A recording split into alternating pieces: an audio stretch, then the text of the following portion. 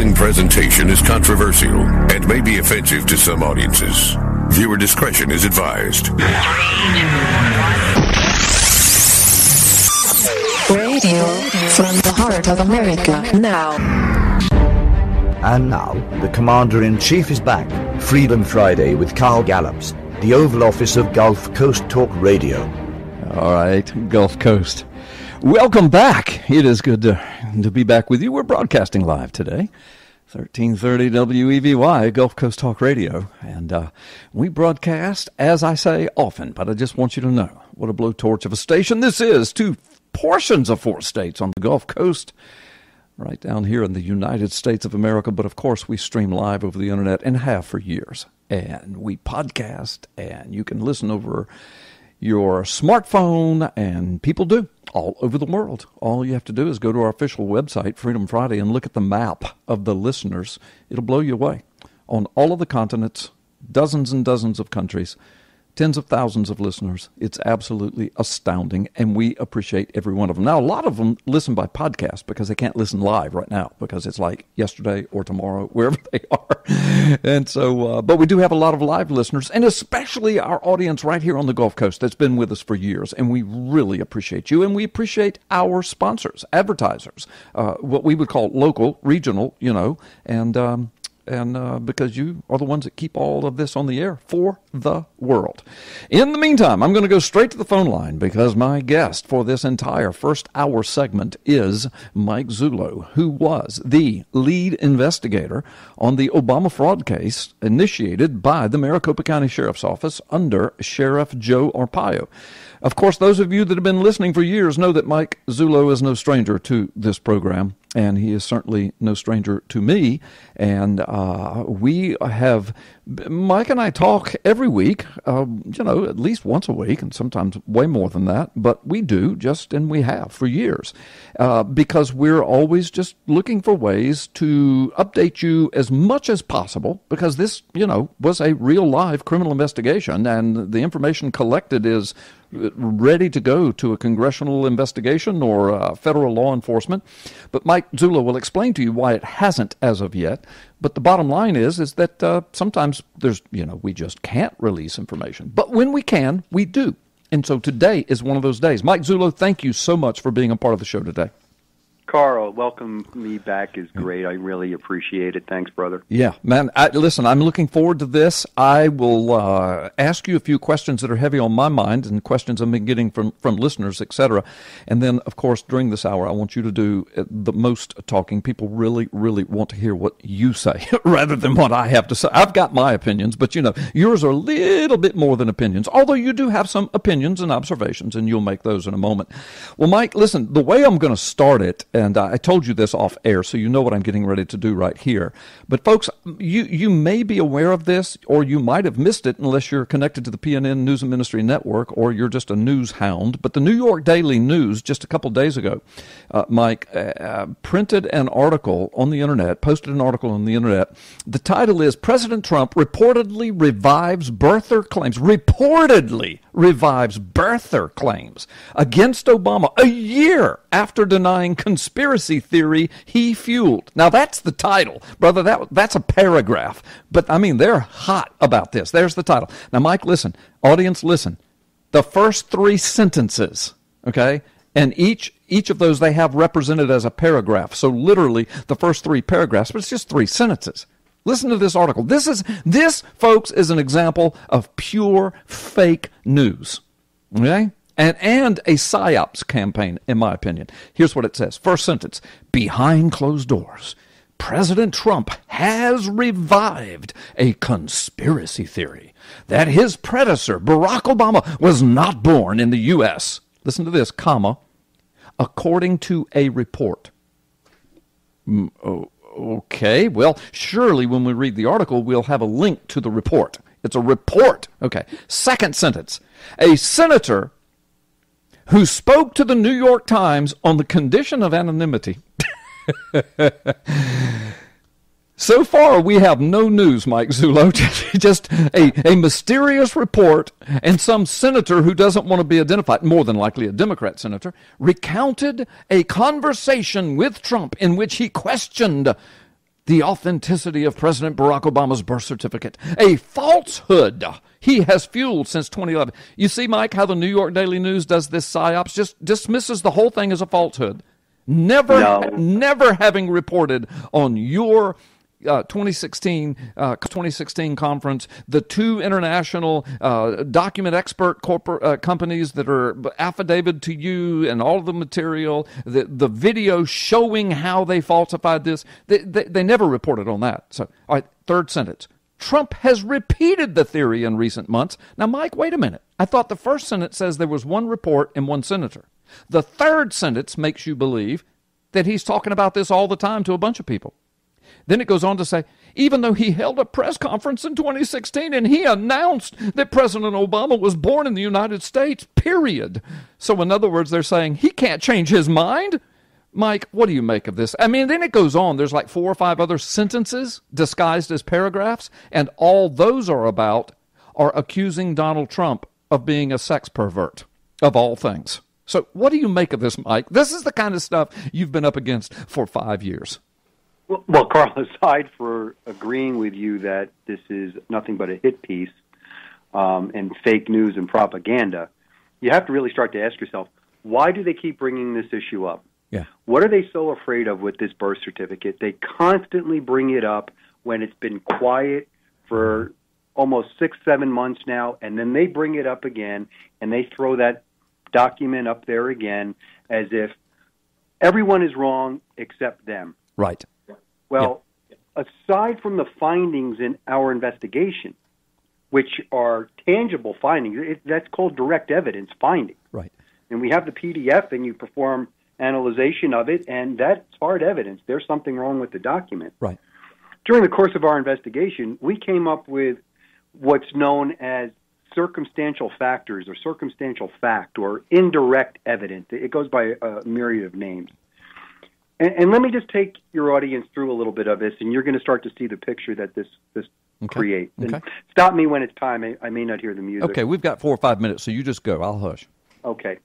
Back in 2011, when Obama released the birth certificate, they did it at a press conference. Mm-hmm.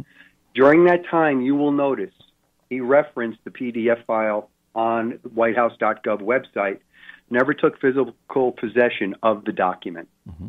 Right? Now, attesting to this was the director of the Department of Health of Hawaii, Loretta Fuddy, mm-hmm. and the governor. Loretta Fuddy is now passed away, the only person to be killed in a soft landing, airplane mishap mm-hmm. That took place in Hawaii off the ocean. Everyone else survived. Mm-hmm. There's videotape of that. While President Obama was in Hawaii on that island at the time the crash occurred. That's my understanding. Uh-huh. Everyone attested that this is the document that was presented to them. However, there are some problems with that. The reality is the public has never seen an original paper document. You and I have said that over and over again. Yep. What they have seen was a manually created depiction of what a genuine birth certificate should have or may have looked like, but they never saw the actual document. Right. So that PDF file, it has no legal authority, and no one is under any obligation to accept it as any type of legal authority. It means nothing. It means absolutely nothing. So they've seen absolutely nothing. So why did they do this? Well, what they do is they post a computer-generated PDF file, not a scanned copy of an actual document, mm-hmm. because we don't know the origins of this PDF file. Mm-hmm. We don't know the original document it was taken from, or was it just solely manufactured and created in a computer, which is what we believe. But they wanted the public to believe the story, the narrative that they were floating out. Just because they say it, you're supposed to take it as fact. So what do? They manufacture direct evidence to support a phony narrative. They manufactured that PDF file to present it to the nation as if it was factual evidence, actually a true birth certificate. And the reality is it never was. The birth certificate narrative it's plagued with a multitude of problems. So when you get into the circumstantial part of it, circumstantial evidence in court, all evidence that's in a criminal proceeding, it falls into one or two categories. It's either direct or indirect. Indirect evidence, that's the circumstantial part. And what that is other factors, other evidence, if you will, that supports the conclusion drawn from direct evidence. It doesn't have to tie directly to it, but sometimes it could be a multitude of factors. So when you go to the press conference that Mr. Bauer was giving, Mr. Bauer was White House counsel. Prior to that, Mr. Bauer was Barack Obama's personal attorney from Perkins Coie. Now, we all know Perkins Coie from Fusion GPS. Right. They're a big law firm specializing in a lot of Democratic legal maneuvers. He is White House counsel. During that time in that press conference, he makes certain statements, and he attests that they had to do a legal analysis to determine if there was even a legal basis for Hawaii to provide a long-form birth certificate to the president. Well, a simple reading of the statutes, we know that that's not accurate. There is a legal precedent for it. What Hawaii did is back in 2000, they changed what they were going to release. They were releasing only short forms, an abbreviated version of a document. But making a request, and we have numerous people that have made requests for long forms, you can make an appeal, and it's just a procedural thing where the director of the department would grant you a long form certificate. It's no big court-involved legal analysis. But that's what he says. He wants you to believe that this was a big legal hurdle that they had to overcome. Mm-hmm. He also goes on to say that the long form birth certificates were stored in a bound volume housed at the Department of Health, file warehouse. Well, there's a problem with that. And the problem with that is Governor Abercrombie, when he was elected a year prior, I believe, don't hold me to the dates, he actually went on a search for this document and could not find it. So if he can't find it, which means he contacted the Department of Health, obviously they couldn't find the long form in this bound volume. He went on an extensive search, according to him, and they eventually located a record of this birth sitting in a box somewhere in the state archives. Well, we contacted the state archives. They have no knowledge of this, and they say they're not in possession of any birth record. Let's stop right there. We've got to take a time out, so we're going to pick it up right there. As soon as we come back, I'm going to get you just to start talking again. So they would not acknowledge it. There's no record of it. No record. Okay, fantastic. Let's take a quick break, folks. I'm going to hush so we can do it. We'll be right back with Mike Zullo. Mike, pick up where you left off. All right, Carl, if my memory serves, he was saying that he couldn't find the document. He couldn't find it. Subsequently, he comes out publicly and he says that they found this record of it, half-typed, half-written, sitting in a warehouse. That's Neil Abercrombie, the governor of Hawaii at the time. Correct, Neil Abercrombie. So that's what he says. Mm-hmm. So now that tells you right away that this document was never maintained in the proper chain of custody like every other birth certificate at the Department of Health in Hawaii. Right. It never was in a bound volume like the press conference, the White House attorney, tried to allege. Right. Prior to that, the former state health director, Chioma Fakino, she claims that she saw the document and inspected it twice. Mm-hmm. That compounds the problem because Abercrombie comes after her in the timeline, and they can't find it. Right. So did it get up and walk out of a bound volume? Yeah. No. Or does somebody have it in their possession? Yeah, go ahead. Well, who knows? Yeah. But we know it's out. It's out of the chain of custody. Here's the rub with all of this. Prior to a lot of this going on, one of Obama's first official acts when he became president, he sends a letter to Kapolani Medical Center. It's a letter basically praising them for how many years they've been in existence, but he puts into this letter that is the place of his birth. It's almost like a declaration. Mm-hmm. Kapolani, along with Governor Abercrombie, they decide that they're going to hold a fundraising event around this letter. Mm-hmm. And they promote this letter, and they try to raise funds, and they hold dinners and whatnot. Through a WND investigation, It was later determined that the actual letter, which had Obama's signatures on it and purported seal and official seal, was actually a fraudulently created PDF file print-off. It was a test run. Yeah. Abercrombie knew that wasn't the real letter, but he tried to pass it off as such. Circumstantially, now you look at this. Where's the nexus? Abercrombie looking for the birth certificate, can't find it. Now we have a phony birth certificate, and he's no stranger to using phony documents or having phony documents created. Yeah, and digital cut and paste fraud. Yeah. Exactly. So he's no stranger to that. Now, this is where it gets really interesting. During our investigation, if you will recall, they were promoting the short form birth certificate that I believe was authentically created by Department of Health. And they're showing the short form is, well, look, here's a short form. Obviously, he was born here. Our investigation came up with something different.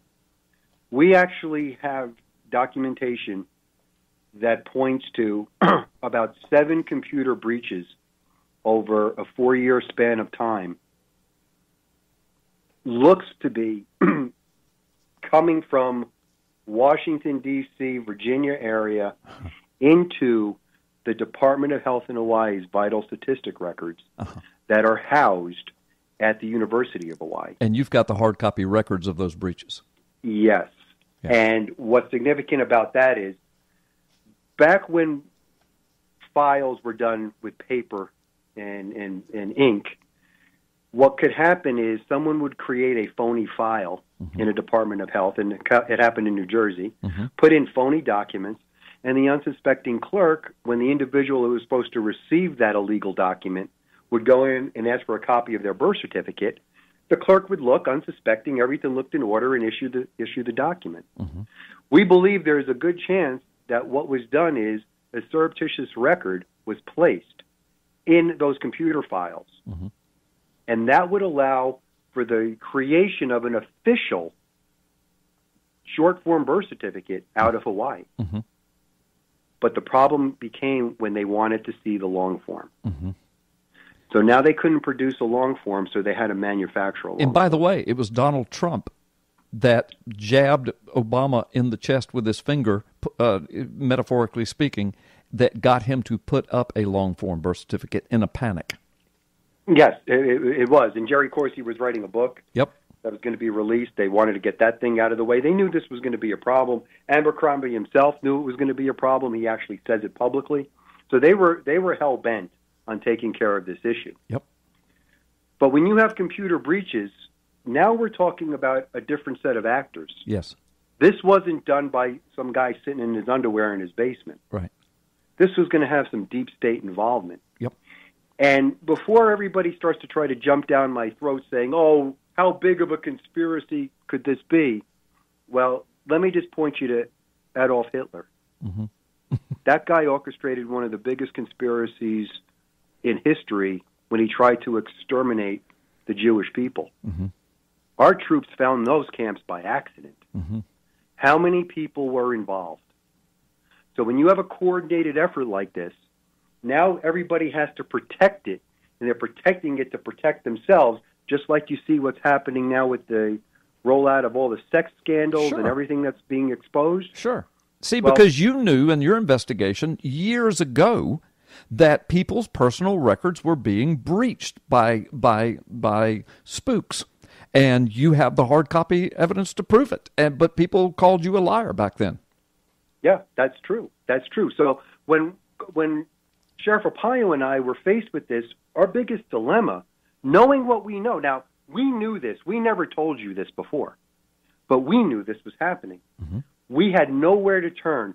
This was a coordinated effort between the White House, the DOJ, the FBI, the Secret Service, and Selective Service, and mainstream media to kill this issue.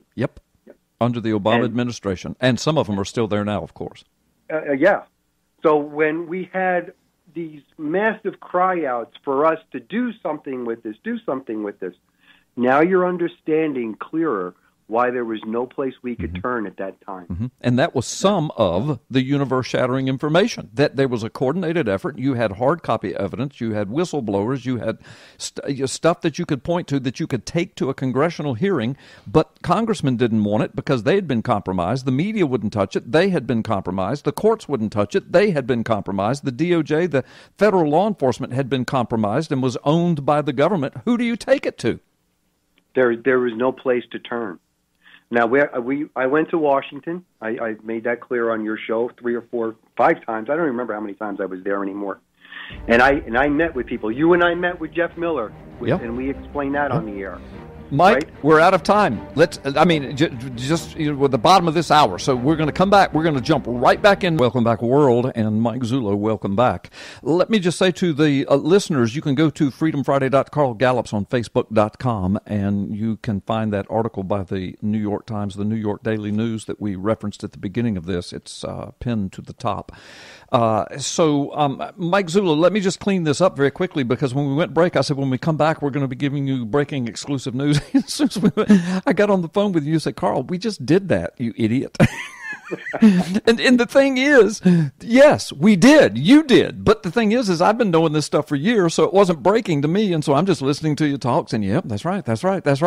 And we even had a conversation about it. But I forgot. Our listeners didn't know that you have records and evidence that the birth certificate and the Department of Health and Safety at Department of Health, that's what it is. Department of Health in Hawaii. In Hawaii, there you go, was being digitally breached during the time of this investigation. You have the evidence of it from an entity, and that's all I'm going to say, in the area of Washington, D.C. And this breach occurred on multiple occasions. And then, of course, we discovered, and I'm going to be careful I don't say anything more than what you said, that then we discovered through this investigation that there was an absolute coordinated effort on part of the deep state, which involved Congress, media, law enforcement, et cetera, to make this whole thing go away. At the same time, these breaches were going on in the Department of Health in Hawaii. I mean, folks, this is a part of the universe-shattering information. You've never heard this before out of my mouth or out of Mike Zullo's mouth, but you're hearing it today. And there's much more. Let me just say that, Mike, right? There's much more, but that's what you're sharing today. Yeah, that's it. I mean, Carl, look, I can tell you straight up, I reported on your show a couple of years back on the threats made against media personalities if they were to continue talking about this issue. Yes, you did. That was right after our press conference within 24 hours. You'll all remember about the Selective Service card that has its problems.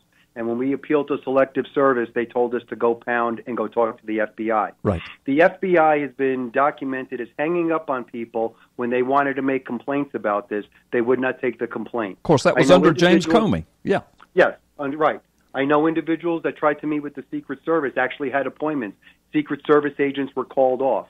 And you have the White House who continually calls this a carnival show. Yeah, you and I had an appointment with a U.S. congressman who was on the Intel Committee, Jeff Miller. The guy that had me make plane arrangements and hotel arrangements and sent emails back and forth to you coordinating all comes out and tries to pretend we never even sat down. Yeah. I mean, that was surreal to me. Yeah, so that's the kind of stuff that we were up against, folks, and that's what Mike's telling you. Not only was it a coordinated effort, we told you all about the Jeff Miller stuff years ago when that happened. Congressman Jeff Miller, he's out of there now, but in the meantime, we also knew during that time that the Department of Health was being breached by an entity out of Washington, D.C., got the evidence of it. We also knew about the deep state coordinated effort back then. But see, Mike, when you and I came on the air back then and started talking about deep state and coordinated efforts, everybody thought we were conspiracy theorists. I mean, even people on the right, they couldn't imagine. They couldn't dream that was happening. Of course, we saw it all come to headline news when Trump comes in, and now he's talking about it every day, and everybody's talking about it. But you and I were talking about this years ago. And, it was difficult, Carl, because when you're doing a law enforcement investigation, especially for a law enforcement agency, your opinions cannot be involved there. Right. You are a fact finder, and you deal with the facts. I can tell you now that I'm no longer affiliated with the agency, that I personally believe this is the greatest fraud ever committed on the American people. It is the easiest solved fraud to ever be investigated. it would take them 15 minutes to get to the bottom of this, and yet nobody wants to look at it. Yeah. And there's no place we can turn until the players turn. Right. And one of the reasons nobody wants to look at it, Mike, is because they've all been compromised. The deep state was involved, the media was involved, federal law enforcement was involved, the courts were involved. They have been compromised. And evidence of that is all of this sex scandal stuff. Right. Well, Carl, let's look at Judge Roy Moore. There's a perfect segue into this. Okay. You and I talked about this because we called each other when this stuff was breaking. Mm-hmm. And I remember you and I talking, and I don't believe this yet. Mm-hmm. I don't believe any of this yet. Not yet. Well, mm-hmm. Let me explain to you what it is that they are doing. Okay. They are trying to get the public to not critically think, but think off emotion and feeling. And they want you to make decisions based on nothing more than an accusation. Right. All of a sudden, the accusation becomes truth. Mm-hmm. Well, that's not the way our system works, right? When you have someone who comes in with a complaint, they are the complainant. They're not the victim. They're the complainant. They become a victim after it's been adjudicated. Mm-hmm. Then it was proven that they were victimized. Mm-hmm. But when someone comes in and wants to level a complaint, let me just tell you something that we learned in law enforcement and investigation training. There is an acronym. It's called RAVEN. Raven, And it's R-A-V-E-N. R-A-V-E-N. Mm-hmm. And it is used to assess the credibility of the person either bringing a complaint or the person accused of a complaint. Mm-hmm. And it involves the R is for that person's reputation. Mm-hmm. What are they in society? Have they told lies in the past? Are they former drug addicts or current drug addicts? Have they been arrested? Mm-hmm. What is their background? Mm-hmm. Are they upstanding citizens, or do they have a rap sheet mm-hmm. that's 100 pages long? Now, just because somebody has a rap sheet doesn't mean they're lying, mm-hmm. but it's something you utilize to try to gauge credibility. Mm-hmm. So is he the Alabama Supreme Court Chief Justice, or is he a convicted rapist over 40 years? Well, he's been a convicted rapist in the media, and no one has any direct evidence to prove Right. that, and no one has any real circumstantial evidence to Right. prove that either. Right. No charges, no nothing, no direct evidence, yet they have already convicted him. Yep. Right. Now, you go to the next one, and I'm going to go through these very quick. Okay. A stands for an ability to perceive. Can this person perceive what happened to them correctly? You can come into my office and say, I was assaulted, and you could have all the bruises on your face. Mm-hmm. But that doesn't mean that's the way that story went down. Mm-hmm. You may have been a perpetrator of an offense, and somebody knocked your teeth out of your mouth. Mm-hmm. Now, that changes the dynamic. So can you perceive that correctly, or is there something that we have to take into consideration? Is there a handicap? Is there something else? Mm-hmm. Do you have a V for Raven? Do you have a vested interest? Mm-hmm. Is there a reason why you do this? Would you be gaining something if you were lying about someone? Mm-hmm. Or would you try to destroy their credibility for your own gain or the gain of some cause? Mm-hmm. Then we would look to your personal expertise. What is it that you do? Are you a scientist? Are you a construction worker? Those two people are going to see things very differently. Right. And that doesn't even mean about professional expertise. Is one guy's in the street all the time, and the other guy sits in an office. Mm-hmm. They're going to have different interactions with people, and the way they perceive things may be different. Mm-hmm. And then the final thing is then for neutrality. Are you a neutral person? Mm-hmm.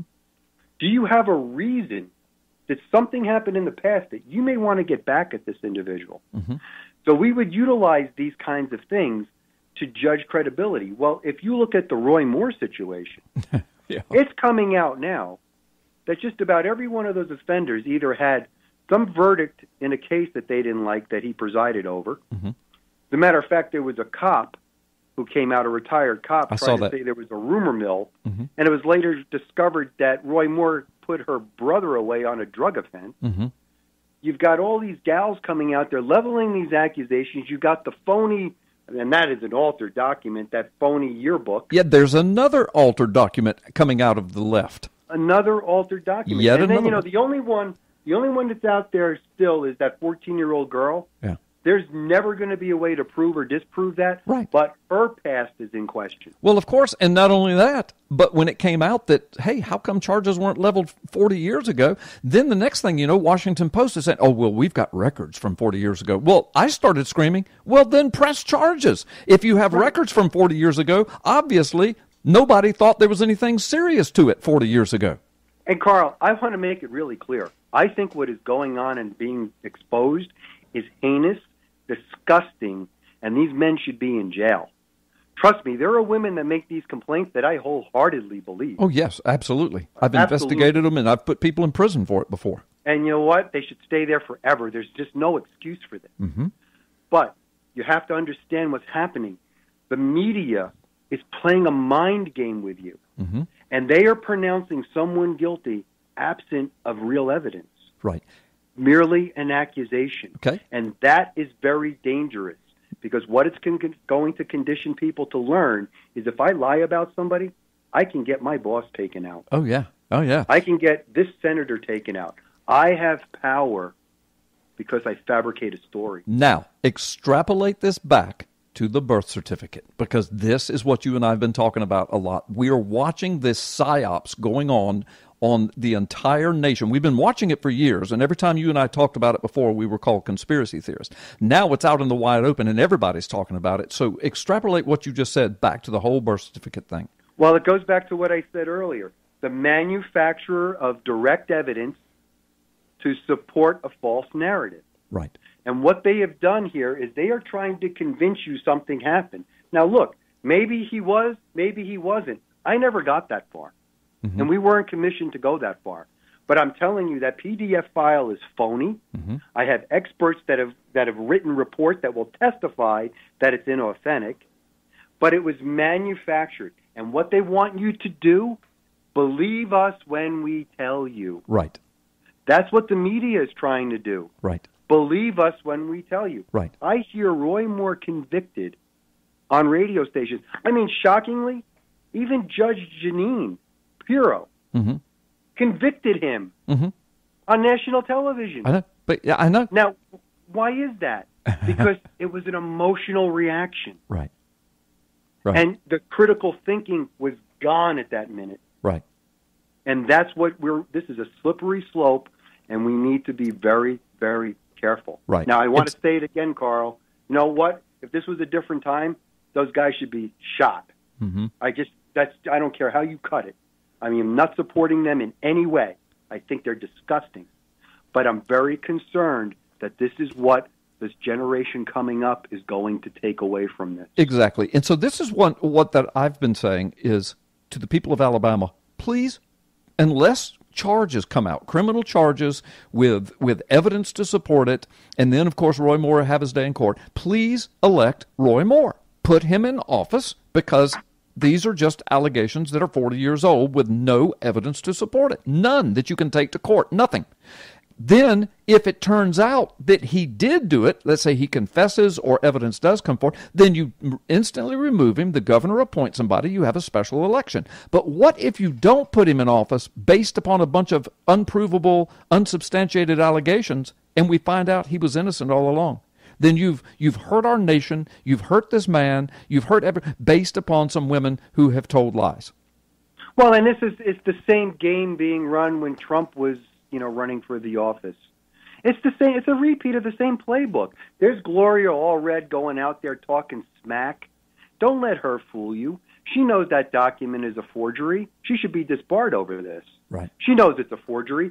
She's out there wanting to put Roy Moore on a mock trial to drag him through the mud because this is politically motivated. Right, right. And take it from the source, the Washington Post. Yeah, really. And the New York Daily News, the Washington Post, the New York Times. Mike, listen, I hear the music. Let's take a time out. When we come back, I want you to draw this Perkins-Coy connection a little bit deeper as well. And then we'll reiterate what the breaking exclusive information that you revealed today that you and I have been knowing about for years, but we've never said it publicly before. So, folks, don't go anywhere. We've still got some good stuff coming. Mike Zullo, my guest. You're listening. Freedom Friday. Carl Gallup. All right, we're back. Well, Mike Zullo, I think the irrelevant Obots are probably, their heads are exploding today, but Yeah, probably. Probably. But anyway, hey, folks, listen, I want Mike to draw this Perkins-Coie connection because Mike and when I say and I was not an investigator, but we communicated all the time. So Mike and I were dealing with this whole Perkins-Coie connection for years.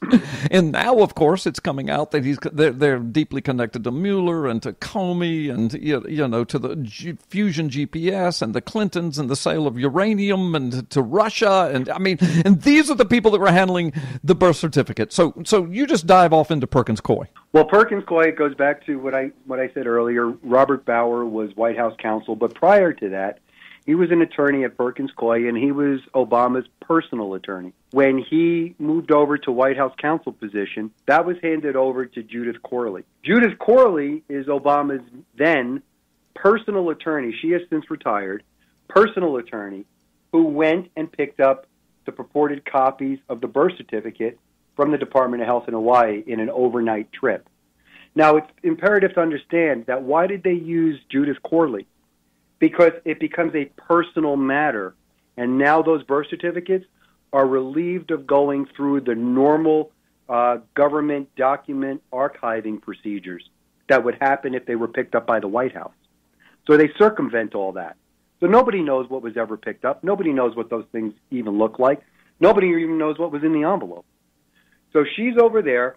Bob Bauer, who is White House counsel, is married to Anita Dunn. Anita Dunn is Obama's communications director when he first got into the White House. Mm-hmm. She's also a Democrat strategist. So you've got Bauer, his former personal attorney, former attorney with Perkins-Coie, now in the White House with his wife, doing their their communication work together. You've got Corley, Perkins-Coie, picking up the documents.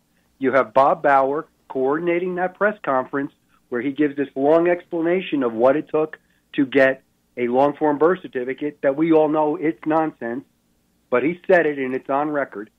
So you have all that going together, and then what do you get? Not only do you have Perkins-Coie now representing Obama in challenges to his birth certificate for the tune of over $1.3 million, now you have them implicated in the phony fusion GPS, mm-hmm. the phony document dossier that may have been used to fester and launch this Russian collusion investigation that, mark my words, that's going to come back to be a scam. Yeah. And you have all these players all involved. Yeah. Now, on the other side of it, Sheriff Arpaio, whenever they were going to release a hit piece on Arpaio through the campaigns, mm-hmm. he would receive a letter with whatever they were going to release, and it came from Perkins-Coie out of New York City. Mm-hmm. George Soros, represented by Perkins. Mm-hmm. It doesn't get any thicker than that. Right. Right. And, of course, we've revealed here before, but and I'm kind of changing the course just a little bit, but not much. It was revealed here on this program before that the information you had for years, you knew about Donald Trump having his personal information breached by government agencies before he even ran for president. You knew that Sheriff Arpaio's information was breached. You knew of other very important people. Chief Justice Roberts' information was breached. You knew that. And you eventually revealed it right here on this program and other places. And now, of course, you're revealing that you also have known for years that when this investigation was getting deep and dark and tight, you also got hard copy information and proof, documentation is the word I'm fumbling around for, that an entity out of the Washington, D.C. area was breaching and accessing Department of Health records in Hawaii, and you have the information. I also need to tell our audience that all of this stuff you're talking about and everything else you have has been given to some very trusted and high-ranking people in Washington, D.C. and other places in case, something happens to you, me, Arpaio, naturally or otherwise, that there are people who have this stuff. And so, just wanted to say that, Mike. Go ahead. Well, Carl, in a nutshell, it's easier for me to speak now, again, without the affiliation. And, believe me, this investigation took the amount of time it did because there was no cooperation on any federal level. Mm-hmm. And everything that we cultivated took time and a lot of energy to do. Yeah. Well, nobody sat back on their laurels while right. this was going on. Right. And nobody's still sitting back on their laurels. Tell people that will be asking the question, that are screaming at the radio now, well, what are you going to do about it? What happens next? So kind of just, I know you can only speak generally, but kind of generally fill people in on. Well, Sheriff Arpaio has said publicly, over and over again, that he's going to turn this over someplace. Now, it is in safekeeping. There are lawmakers that have it. But we are waiting for the players to change. Mm-hmm. If you turn this over to the deep state, like some of the information we cultivated was turned over on an unrelated investigation that tied into this. Right. And the FBI has buried it for 2.5 years. Right, right. And also people are saying, well, you guys said that if nothing happens that you'll release everything. And I think these are the Obama bots. They're desperately wanting us to release everything. But the deal is this game is still moving forward, right? I mean, it's not to the point yet where we just dump everything out there. Yeah, Carl, I'm not moved by those kinds of things and right. people's outrage.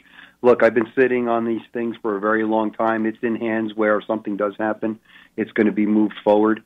But we are waiting, and we're going to pick the time. This issue is not over. Right. Okay. Good deal. Well, I think that answers a lot of questions. Plus, of course, you've revealed things here that you have not revealed publicly before. And again, I'm saying, yeah, when we come back, Mike's going to reveal something brand new. And you on the air, on the phone, you said, "You idiot, we just did that." But we've been involved in this for a long time, Mike. It's hard to. Yeah. That's why I'm always pausing and saying, "All right, what do I say here? Should I say this? Can I say this?" Oh my gosh. Well, Mike, listen, I hear the music. We got to go. Thanks for being on the show today. This hour has flown by. We will have you back again soon, and particularly if you want to share anything else that's breaking. And God bless you, man. Take care of yourself. Thank you, Carl. You have a great evening. All right, you too. That was Mike Zullo, lead investigator of the Obama fraud case.